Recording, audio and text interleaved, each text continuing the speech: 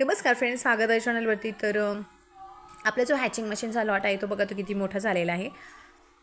Proper या कोंबड्या आम्ही घरी ठेवायचं असं ठरवलं होतं, पण नंतर आता जे पिल्लं निघणार आहे त्याच्यासाठी व्यवस्थित असं नियोजन करायचं आहे, म्हणून हे जे सगळे कोंबड्या आहेत हे पटापट आता मी विकण्याचा आम्ही निर्णय घेतलेला आहे. तर कोंबड्यांबरोबर आम्ही कोंबडे पण इथे विकणार आहेत, कारण आम्ही आमच्या अगदी व्यवस्थित म्हणजे पाहुण्यारावळ्यांमध्ये जवळच्या पाहुण्यारावळ्यांमध्ये आपले हे लॉट गेलेले आहे. त्यामुळे हे कोंबड्या कधी अंडे देणार आहे, कधी काय, ते आम्हाला सगळ्या डिटेल मिळणारच आहे त्यांच्याकडून. आणि ज्यांना ज्यांना आपण पिल्लं दिले होते लहान असताना, तर त्यांचे नंबर पण आपल्याकडे आहे. तर ते आपल्याला रिव्ह्यू देतीलच की 4 महिने झालेत, 5 महिन्यांनी अंड्याला आल्या, तर अशा पद्धतीने ते आपल्याला रिव्ह्यू नक्की देतील.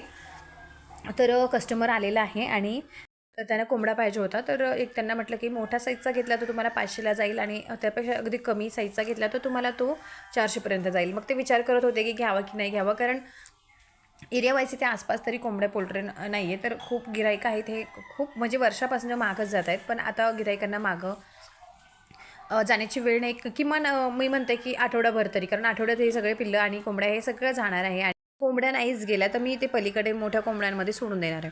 पण मग कोंबड्यांना गिराईक नाही असं नाही आहे, कोंबड्यांनाही तेवढं गिराईक आहे. पण समोरच्या पार्टीला जे असतात ना, तर अंड्याच्याच कोंबड्याच पाहिजे असतात, कमी रेटमध्ये पाहिजे असतात. मग आपण आपली कोंबडी एवढे सांभाळायची आणि कमी रेटमध्ये देणं मला तरी परवडत नाही आहे. म्हणजे पूर्ण हिशोब करूनच आपल्याला ही 40-50 रुपये तरी भेटले पाहिजे एवढ्या पोल्ट्रीचे. आपण एवढ्या किमान एवढ्या दिवसाचं सांभाळतो आहे त्याचेवाले, आणि तो रेट आपल्याला मिळाला पाहिजे. किंवा क्वांटिटी त्यांची जास्त असली तर आपण कमी जास्त करू शकतो. आणि अंड्यावरच्या कोंबड्या मी सेल करत नाही, कारण अंड्यावरच्या कोंबड्यांमध्येच माझं जे आहे सगळं आता सध्या जे आहे चालू आहे.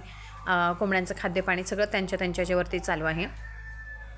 आणि आता हे एवढे कोंबडे जे राहिलेले आहेत ना, हे खूप मोठे झालेले आहेत. म्हणजे आता हे कस्टमरने जवळजवळ भरले असावे, म्हणजे डिसिजन घेतला आहे, कारण रेट ठरलेला आहे. रेट कमी जास्त होतो कस्टमरनुसारच. त्यांना जेवढ्या कमी याच्यामध्ये पाहिजे होता त्यांनी एक शब्द बोलून दाखवला आणि मी यांना विचारून आले, मग रेट फायनल झाला. असं नाही आहे की मला पोल्ट्रीमध्ये असे अनुभव असतात की हातात पकडलेला कोंबडा सोडून देणं, मला हे बिलकुल आवडत नाही आहे. जर तुम्हाला पहिलंच सांगितलेलं असेल की हा कोंबडा 500चा आहे, तर तुम्ही समोरून बोलायचं की नाही 500चा आहे तर तो मला 450पर्यंत मिळेल का, 400पर्यंत मिळेल का, असं बोलायचं पण असतं समोरच्यानी पण.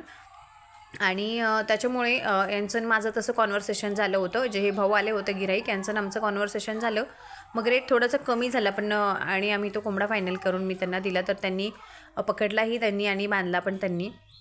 सध्या मला एक स्टेप आणखीन मी पुढे गेलेले आहे, कारण पहिले कोंबडे मीच पकडायचे. आता मुलं जरी घरी असले तरी कस्टमरांना जो कोंबडा पाहिजे आहे तोच तुम्ही पकडा. म्हणजे त्यांना असं वाटतं की हा कोंबडा मोठा आहे, हा कोंबडा छोटा नाही आहे.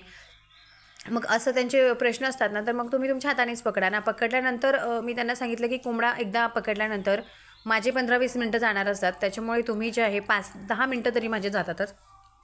तर तुम्ही तो फायनल करा आणि मगच पकडा. कारण कोंबड्याचं वजन आहे एखादा 1.5 किलोपर्यंत कोंबडा असेल, 1.5 किलोपर्यंत जिवंत कोंबडा. तर तो कटिंग वगैरे करून 1 किलोपर्यंत बहुतेक जाऊ शकतो. कारण आम्हाला पण एवढा अनुभव नाही आहे लगेच की आम्ही पोल्ट्रीतले कोंबडे घेऊनच जात नाही कधी कटिंगला. आणि जेव्हा मी घेऊन जायचे तेव्हा आमचे लॉट वेगळे होते. आता आम्ही नवीनच विकायला चालू केलेले आहे. किती सुंदर आहे. आम्ही जिवंत कोंबड्याचं आम्हाला वजन केलेलं करायला विचारत नक्कीच नेक्स्ट टाइम आपण एखाद्या जिवंत कोंबड्याचं वजन करून दाखवणार आहे. आता फार्मच असं आपण प्रकारे चालू केलेला आहे की गिराईक आले पाहिजे. आणि कोंबडे खूप सुंदर सुंदर असतात, आपल्याला ठेवूशी वाटतं. माझ्या मुलांचा फेवरेट कोंबडा पण असू शकतो हा, कारण आर्यनने मला सांगितलेलं आहे की मम्मी माझा कोंबडा कोणाला द्यायचा नाही आहे. पण मग आता कस्टमर झालेला आहे. तर तुम्हाला माझा हा व्हिडिओ कसा वाटला ते मला कमेंट करून नक्की कळवा. व्हिडिओ आवडला असेल तर व्हिडिओला लाईक करा, चॅनलला सबस्क्राईब करायला विसरू नका. भेटू आपण पुन्हा एका नवीन व्हिडिओबरोबर लवकरच नवीन माहितीनुसार.